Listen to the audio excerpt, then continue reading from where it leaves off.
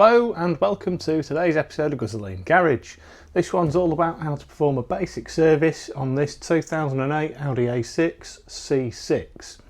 There was a facelift, I think it was 2011 on these cars, but the general servicing should be pretty much the same. They didn't really change a great deal other than some upgraded interior electronics and a slight change to the headlights and things like that. As you can see on the bonnet, I've got an air filter, a fuel filter and an oil filter. So we're going to do an oil change that fuel filter and change the air filter as well. This is the 3 litre TDI, so obviously there's no spark plugs to worry about. You could, if you wanted, potentially change the glow plugs depending on your age and mileage and if you've had any starting problems. However, glow plugs can be a bit of a pain, especially if they snap in the cylinder head. So I'm probably going to avoid that for today. And I'm also going to do another little separate video on changing the front brake pads and changing a track rod end as well. Under the dash on the driver's side then is the bonnet release catch.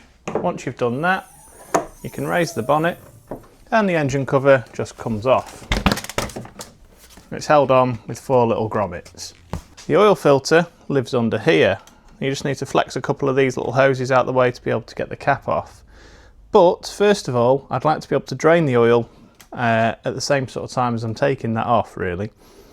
So really you need to jack the car up, put it on axle stands at the front so that you can take the undertray off. Now I've kind of cheated a little bit, I've been doing some other stuff to the car. The undertray is currently off at the moment, so I don't really need to do that. But I'll try and show you how that's done just for your benefit. So this is my undertray. You can see it's in pretty rough shape. We've got a chunk missing out the front end there. And a couple of the fittings and fixtures have gone over the years. This is a 130,000 odd mile car and it's had a hard life, so you might find something similar on yours. The undertray's held on with a lot of these kind of fitting. So these are like a little quarter turn. They have a little slot in the top for a screwdriver blade. And I think there's something like 8 or 10 of these holding it on. So you've got 1, 2, and there should be a third one here on the front edge. Then you've got a second row of 3, 1, 2, 3, and they go obviously under the front bumper area. Then there's a couple more towards the back of the undertray. So there's one in this corner here, and there's one in this corner here as well. I can't remember if there's meant to be any in these holes. You may find some here and here, you may not. Then in the wheel arches, the undertray is held onto the inner wheel arch with fixtures and fittings in 1, 2, 3 locations there, and the same on the other side, 1, 2 and 3.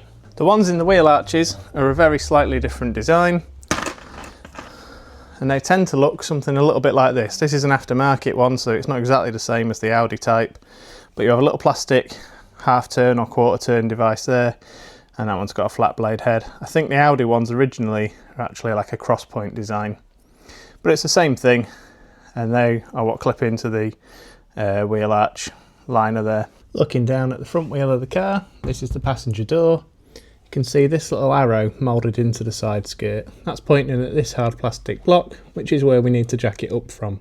Just before you jack it up, if like me, you've got the Allroad model with the air suspension, before you jack it up, you'll just need to select car on the menu down there to bring up the air suspension screen. Then press setup. That'll bring up this screen where you need to select jacking mode with the multifunction dial thing. Press it, select on. And all that does is it stops the suspension from trying to absorb the change in level as you're jacking it up. And you'll be able to get the wheels off the ground a bit easier, that's all. Don't forget to turn it off when you're done.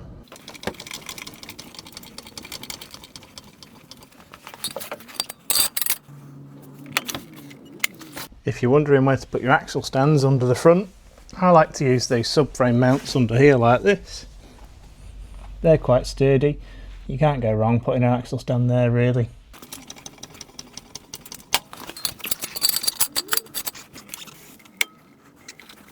So there she is, jacked up with the front wheels off the floor, and you can see where the undertray wants to mount into the bumper there. Then just behind it there's a row of brackets here, and then some further back as well. This is the sump. It's quite wide, quite flat, and the drain plug is at the back here. So we're going to shuffle under there and start draining the oil. So obviously there's the sump, there's the drain plug, and it's a 6mm Allen key head, if you like, or hex head, whatever you want to call it. Bloody hell, what idiot did that last time? It's well tight. While it's draining from the bottom then, just undo the oil filler cap, and that lets it breathe a little bit, lets it draw air in while the oil falls out, which it will do anyway, but that just makes it easier. Then we need a 32mm to take this off. This is the oil filter cap. And then you just need to be careful with your hoses to get that out of the way properly. And it's also going to bring a bunch of oil with it, because this contains the filter. So you can let the excess drain out and through.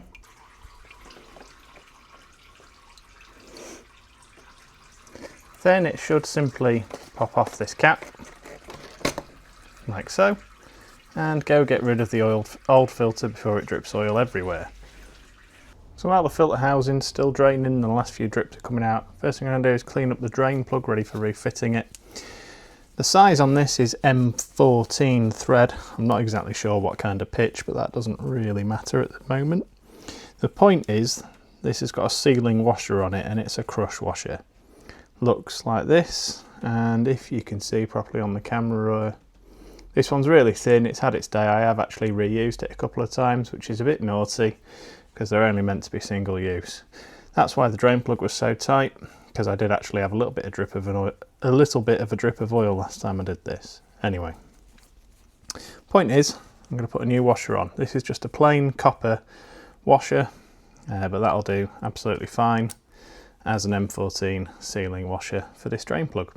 So with your nice new drain plug in position, torque it to 30 Newton meters. And that should be a lot. Just before we fit the new filter then, if I put you in here and you have a look, can you see there's a little hole at the bottom of the filter housing there? There's a corresponding peg on the new filter that needs to go in there. So we'll go and get that and pop that in. New Bosch filter. There's a seal for the cap, which we do need, and the filter itself. And that's the bit that the cap will click onto, and that's the bit with the peg. So locate that peg into the hole where it needs to go.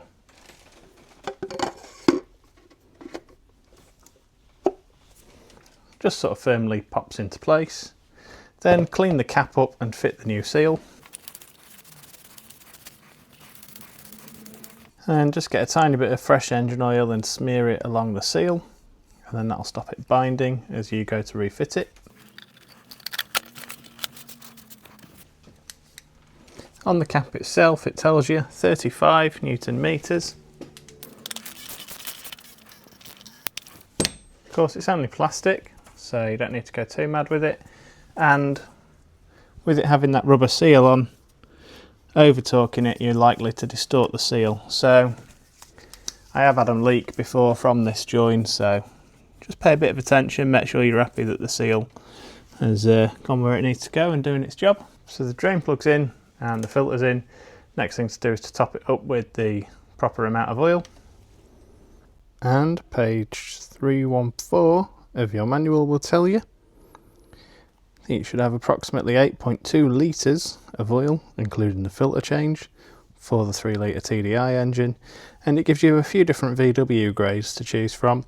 These loosely translate as 0W30 or 5W30. I tend to use 5W30, sometimes 10W30. It's a high mileage car, thicker oils generally speaking, going to be a little bit better, less likely to get burnt or used up. So I'm going to use some Fuchs Titan. It's not the most expensive, it's not the cheapest, it's just one of my preferred brands. With a high detergent diesel oil, they're aimed at like truck fleets and stuff like that. So yeah, good quality gear, and we'll put 8.2 litres of that in.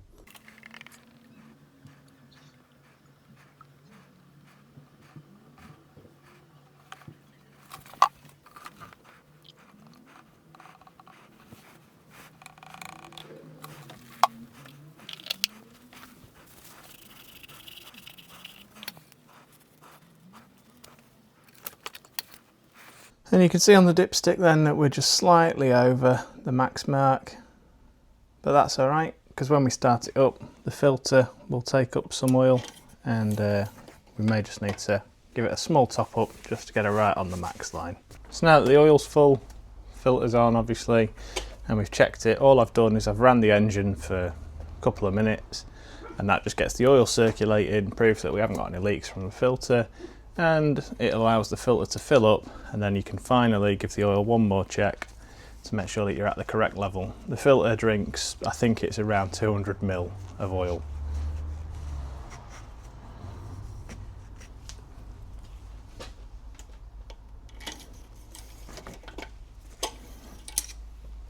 And you can see there we are just below the max line on the dipstick, so that's fine.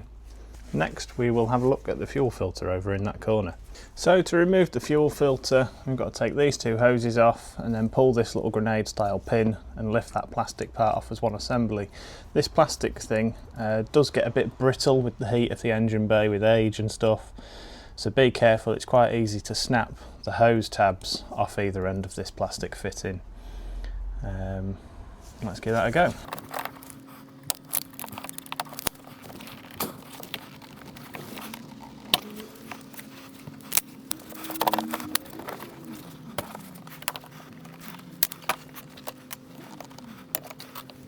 So once you've got all that off, there's just a little pinch bolt down there, I think it's 10 mil.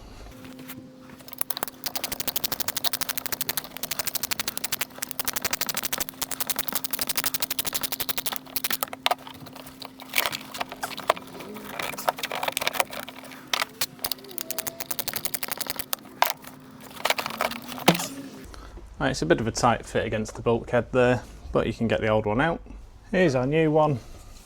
Bosch filter with that number on it there, and you'll notice there is a flow direction. There's generally speaking only one way it fits. There's a little arrow if you can see that on the camera or not. Got a little port covers to pull off, and a little yellow cap there. Just have a look at this O-ring, make sure that's seated properly, because that O-ring's critical to sealing the black plastic piece. That's about all I've got to say so far.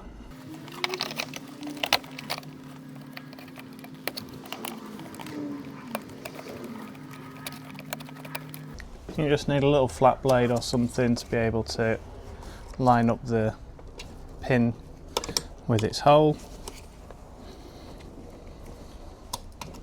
like that. All it is that's got a bent leg on the end of it and it doesn't quite want to go through that hole. Then pop your hoses back on.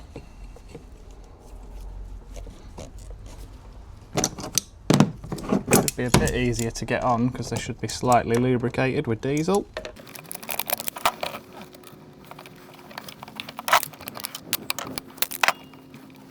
Tighten the little pinch bolt back up.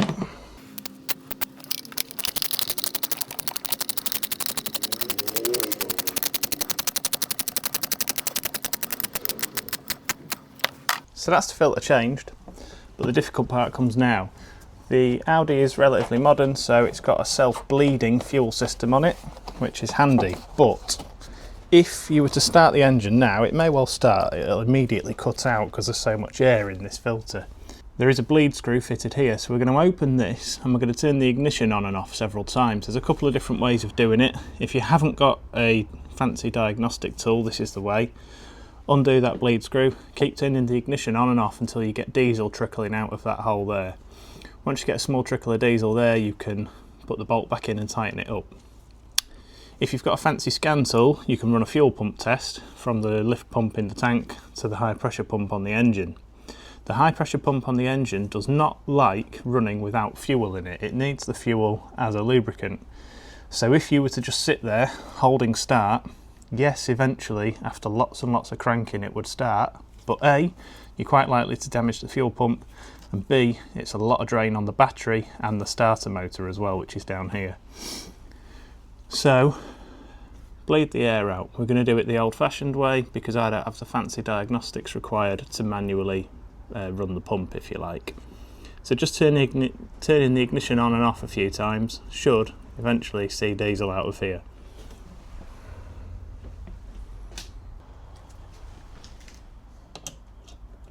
This little bleed screw is an 8mm, by the way.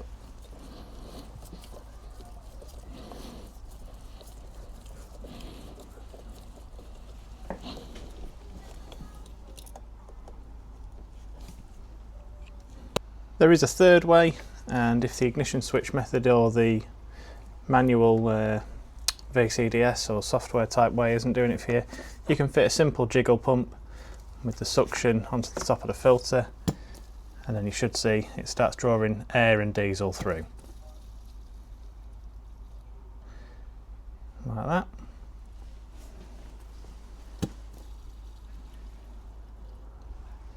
And all this does is it just stops you wearing out your starter motor or your fuel pump, which are both pretty difficult, pretty expensive to change, especially the fuel pump.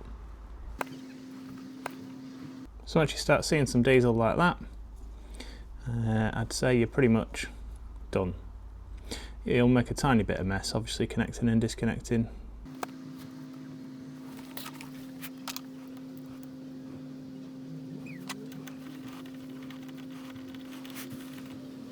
So now that we've drawn a bit of air out of the filter and we've got some diesel coming through, I'm going to try and start the engine. It's quite normal for it to start and then cut out, so don't be worried. It's totally fine to try and start it again and for it to crank a little bit, but just don't be letting it crank for minutes at a time, because that's when you're going to start wearing things out prematurely.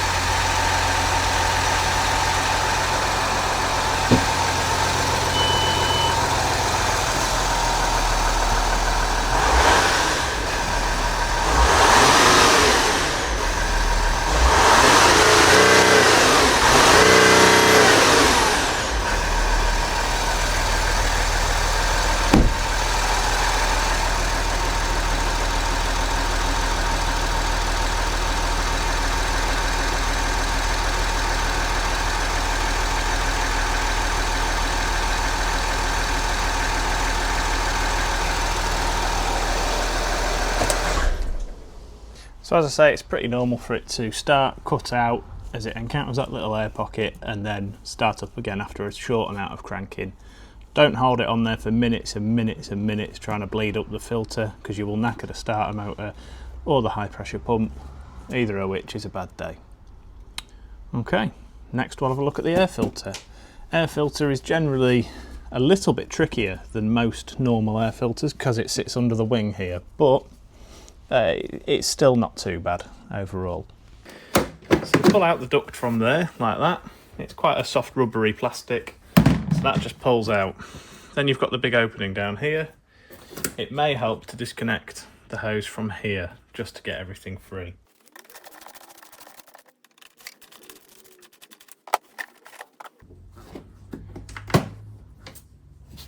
There's a clip at the top hidden underneath here. It's like one of those kind of clips. It's very similar. And there's one hidden around the back here. Wiring clip. Push or pull that tab down to get the MAF sensor off.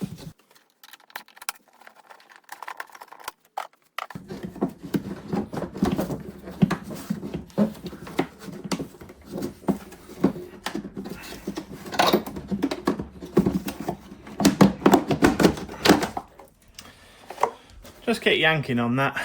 These little tabs at the bottom are a pain to get out. There's only the two clips at the top. Then what you can see inside the wing is the two cases, two halves to the air filter casing. So there's a couple of leaves and bits and bobs and straw and things. But all this is full of stuff as well.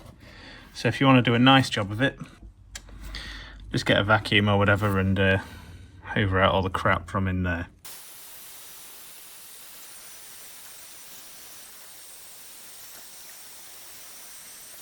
Then the actual air filter element itself is held in with two screws, one here and one here.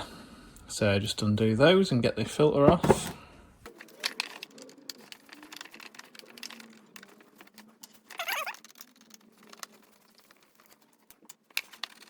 Then the old filter is able to be released. here's our new filter with the part number or stock code or whatever on it there. I'm going to screw it in exactly the same way. What we've also got in the box, as you can see down there, some instructions, but there's also an O-ring, another O-ring that's fitted to the filter this end, and this little tube of grease which is for lubricating the O-rings prior to fitment, because the O-rings are one of the reasons it's such a pain to get the box in and out and together and stuff. I'm just going to give this a quick little vacuum out, get rid of all the extra dust. So the filter only goes in one direction with them two little pegs fitting into their corresponding holes. And then you can pop your screws back in.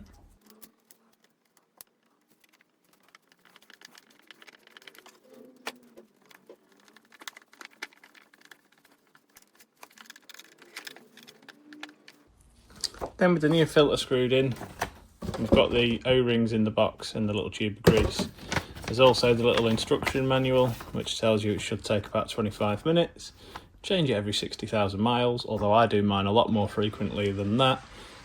Because this car doesn't see huge mileage, but it does see like infrequent use. It gets parked up for a long time, and the filters are not that expensive in the grand scheme of things, so it's good to get it changed. Pop the bonnet, that's the filter, take the cover off, disconnect the MAF, unclip it, move it out of the way, remove that little ducting shroud there, then undo a couple of clips, and pull the casing apart and upwards, which is what we did. Then unscrew the filter. Then it's just saying put the O-rings on and put a little bit of grease on them. Don't need to go mad with it because the grease will contaminate the MAF, which is bad, but it just helps the whole thing slide together a little bit easier. So I think this is special silicone grease, which is obviously good for the O-rings and what have you.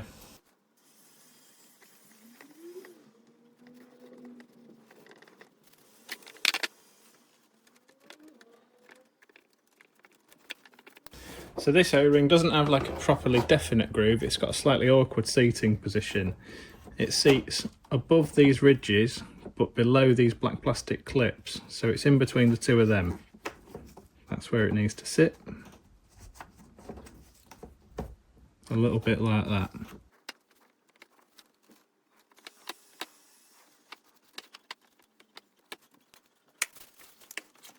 Then, like they say in the classics, refitting is simply a reversal of removal. So you just got to locate these three sets of pegs or teeth into the bottom half of the casing in this kind of direction, and then put it together and click it closed on the two clips that go up here.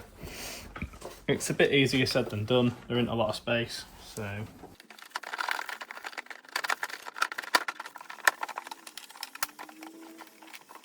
So then the whole body's a bit loose because there's a couple of feet that it should sort of click into and sit into on the wing.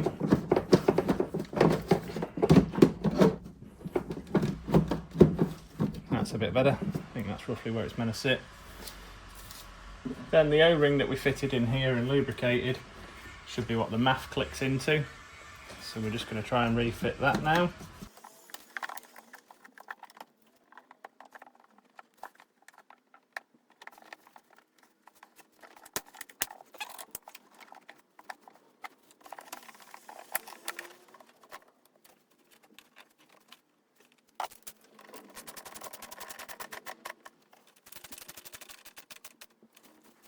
There is some importance to getting these pipes on correctly and making sure that there's no air leaks after the MAF sensor, because that could cause you a check engine light for airflow readings and codes.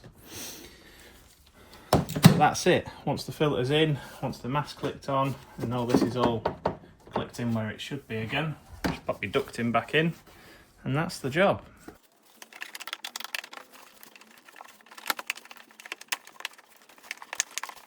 So that's it, that's your servicing done. Oil, air filter, fuel filter and the oil itself all changed. And the last thing to do is to just pop that cover back on.